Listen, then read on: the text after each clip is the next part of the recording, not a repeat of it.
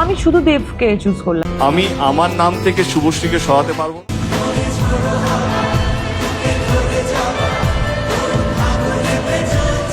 দীর্ঘ 10 বছর পর ইতিহাসের সেরা জুটি, যাদের রোম্যান্স শুধু পর্দায় নয়, বাস্তব জীবনেও ছিল এক জীবন্ত উপাখ্যান। 10 বছর পর একই মঞ্চে পুরনো দিনের স্মৃতিগুলো, একসাথে কাটানো মুহূর্তগুলো, হাসি, ঠাট্টা, আবেগ সবকিছু হঠাৎ যেন মনে পড়ে গেল।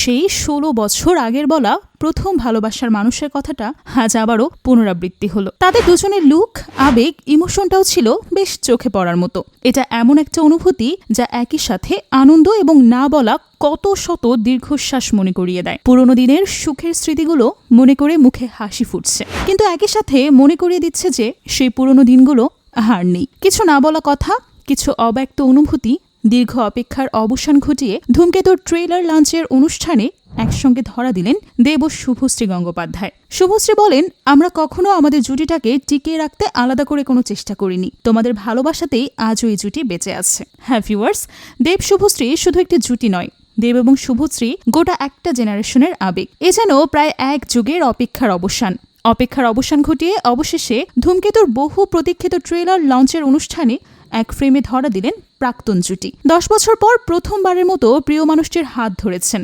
বুকে টেনে নিয়েছেন। তবে যাদের অভিনয়ে বোধ হয়ে থাকত সম্পূর্ণ একটা জেনারেশন, যাদের ভালোবাসার সম্পর্ক অনুপ্রেরণা জোগাত কোটি কোটি প্রেমীদের মনে, তাদের সম্পর্ক কেন ভেঙে গেল? দেব শুভশ্রী কি কখনো চেষ্টা করেছিলেন তাদের জুটিটাকে টিকিয়ে রাখতে? একসময় টলিউডের চর্চিত জুটি ছিল দেব শুভশ্রী গাঙ্গুলি। পর্দায় তাদের রসায়ন ঝড় তুলেছিল। তবে শোনা যায় রিলের প্রেম গড়িয়েছিল বাস্তবেও, কিন্তু সেই প্রেম দীর্ঘস্থায়ী হয়নি। আর দীর্ঘদিন সম্পর্কে থাকার পর এই টলি কাপলের ব্রেকআপ বহু ফ্যানদের মন ভেঙেছিল। তবে অনেকেই এখনও জানতে চান কেন বিচ্ছেদ হয়েছিল তাদের। দেব শুভশ্রীর চ্যালেঞ্জ ছবির শুটিং ফ্লোরে আলাপ। ওই ছবির শুটিং করতে করতে কাছাকাছি এসেছিলেন তারা। শুরু হয়েছিল প্রেম, যদিও প্রকাশ্যে কখনোই বিষয়টি স্বীকার করেননি। নিজেদের ভালো বন্ধু বলেই পরিচয় দিতেন।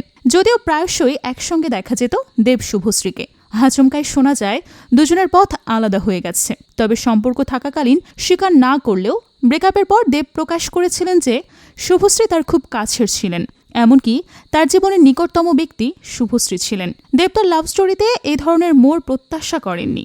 বলা যেতে পারে ব্রেকআপের পর একেবারে ঘরবন্দি হয়ে পড়েছিলেন দেব।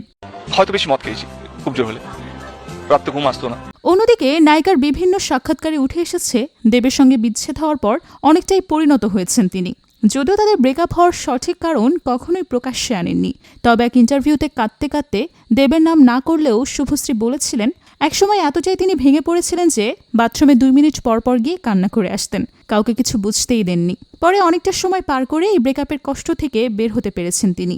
তবে তাদের ঠিক কী কারণে এই সম্পর্ক ভেঙেছে সেটাও জানা। তবে দীর্ঘ অপেক্ষার অবসান ঘটিয়ে ধূমকেতুর ট্রেলার লঞ্চের অনুষ্ঠানে একসঙ্গে ধরা দিলেন দেব ও শুভশ্রী গঙ্গোপাধ্যায়। তাদের দুজনকে একসাথে দেখে আপনাদের কাছে কেমন লাগলো তা অবশ্যই জানাতে ভুলবেন না। এতক্ষণ সঙ্গে থাকার জন্য অসংখ্য ধন্যবাদ।